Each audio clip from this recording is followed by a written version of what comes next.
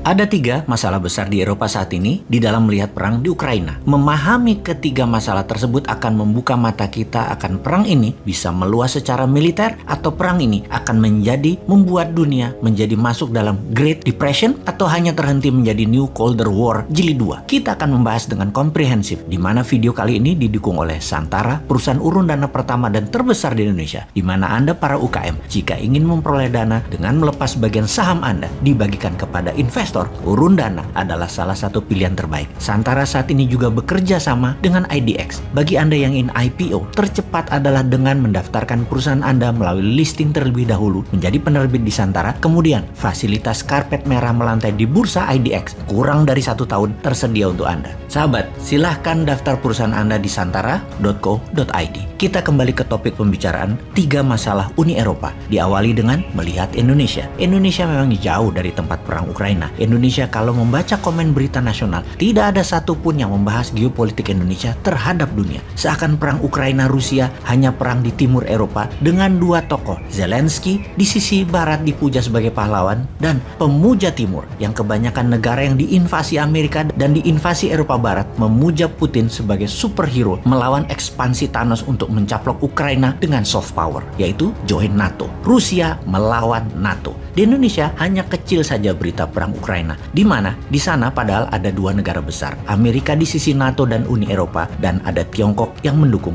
Rusia. Kemudian ada pecahan kecil lagi negara-negara yang tidak memberikan sanksi kepada Rusia masih berdagang dengan Rusia, termasuk India membeli minyak Rusia. Misalnya, yang kalau membesar perang di Ukraina kemungkinan ambil posisi masing-masing menjadi jelas sekarang. Ujung-ujungnya adalah hegemoni Amerika dan sekutu sedang ditantang oleh Rusia di belakangnya bersama Tiongkok. Sangat penting Indonesia untuk terus bersiaga, menyiapkan cadangan pangan, dan pastinya mengambil kesempatan untuk memanfaatkan perang ini untuk menjadikan Indonesia global player. Namun, dengan GDP dalam 7 tahun hanya naik 11% dari 3.750 ke 4.100 hingga tahun 2021, juga dengan inflasi dalam 7 tahun naik 14% hingga tahun 2021, maka tidak mungkin Indonesia menjadi global power walau ditambah 10 tahun lagi cara bernegaranya. Buktinya 7 tahun ini growth-nya -3. Perlu tindakan dan pikiran baru. Bener deh, ini semua harus kita sadari apa yang harus negara lakukan ke depannya segera. Sayangnya berita nasional isinya hanya politik, lalu masalah kehidupan artis dan gaya hidup glamor, pamer harta. Politik dari ingin nambah jabatan 3 tahun, ditambah lagi partai ingin gantian berkuasa bagi mereka yang sudah punya calon pengganti incumbent sekarang. Lalu drama minyak goreng yang sulapan, ada lalu hilang. Harga naik, ada lagi minyak gorengnya. Kita berikan keplok-keplok untuk hal ini, terutama semua partai politik yang pada saat ketiadaan minyak goreng, partai politik bisa bagi-bagi minyak goreng. Itu sulapan mereka. Kemudian masalah kearifan lokal di Mandalika versus teknologi BRIN rekayasa cuaca menghiasi media pamer prestasi. Kemudian label halal yang bagi banyak orang terheran-heran, di mana dalam ajaran agama mengatakan semua hal yang ada di dunia adalah halal kecuali yang Allah haramkan. Harusnya lembaga label ini melabel yang haram saja.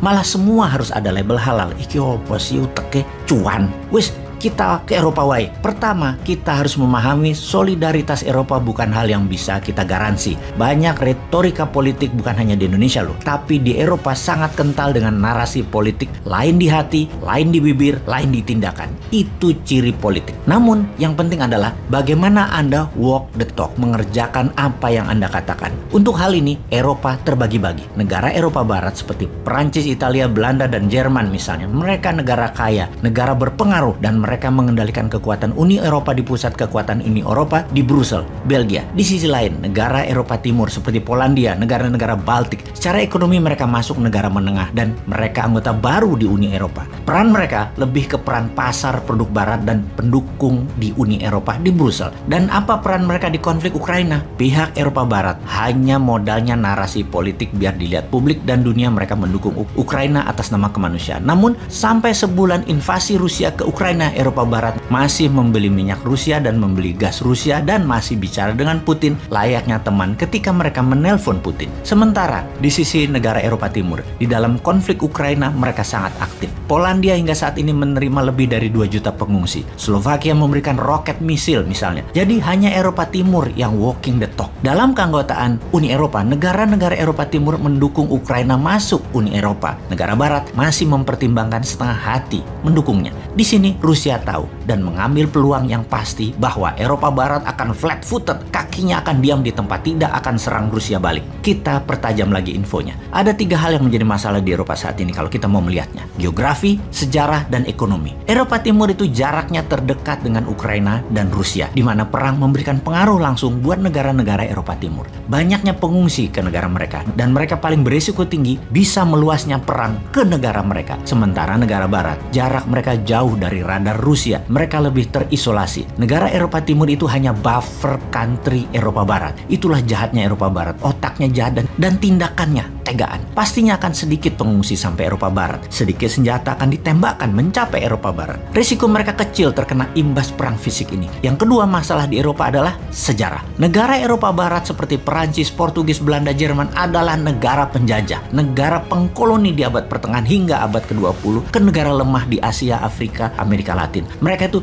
biasanya menginvasi, bukan negara yang diinvasi. Negara Eropa Timur punya sejarah berbeda. Mereka diserang oleh Nazi. Sebagian dari mereka adalah bagian dari Uni Soviet yang bisa dikatakan dikendalikan dan dijajahlah dalam bentuk lain oleh Uni Soviet. Jadi secara hati, negara dan warga Eropa Timur lebih memahami apa yang terjadi pada warga Ukraina saat ini. Karena itu mereka memberikan tangan membantu, memberikan rumah dan tanah mereka ke warga Ukraina. Alasan ketiga adalah masalah ekonomi. Dapat dipastikan Eropa Barat mengutamakan keuntungan uang daripada prinsipal atas nama kemanusiaan negara lain. Negara mereka aja dulu. Eropa Barat masih membeli gas Rusia, masih mengambil produk Rusia dan masih menarget pasar Rusia. Macron Perancis misalnya atau Olaf Scholz-nya Jerman. Eropa Barat aslinya tetap ingin mereka bisa membuli negara Eropa Timur gandengan tangan dengan Rusia dan Tiongkok atas nama keuntungan ekonomi negara mereka. Eropa Barat saat ini tidak dalam ancaman militer langsung Rusia. Rusia hanya ingin Ukraina. Karena itu Eropa Barat tetap ingin kueh masa depan bersama Rusia dan Tiongkok juga atas pasar Eropa Timur tersebut. Sementara Eropa Timur seperti Lituania berani menentang Tiongkok baru-baru ini yang menganggap Tiongkok main 2 kaki di konflik Ukraina dan Dracula ekonomi di mana semua negara Baltik mendukung pernyataan Lituania tersebut. Lalu ternyata pernyataan negara Baltik tidak didukung oleh Eropa Barat yang tidak mau konflik dengan Tiongkok dan tetap mau dagang walaupun ideologi berbeda dengan Tiongkok. Sesungguhnya Uni Eropa itu ada 27 negara di dalam mengambil sikap semuanya harus setuju. Ternyata dalam kasus perang Ukraina tidak ada kekompakan sama sekali. Tidak ada pernyataan bersama, yang ada tindakan masing-masing untuk kepentingan negara masing-masing.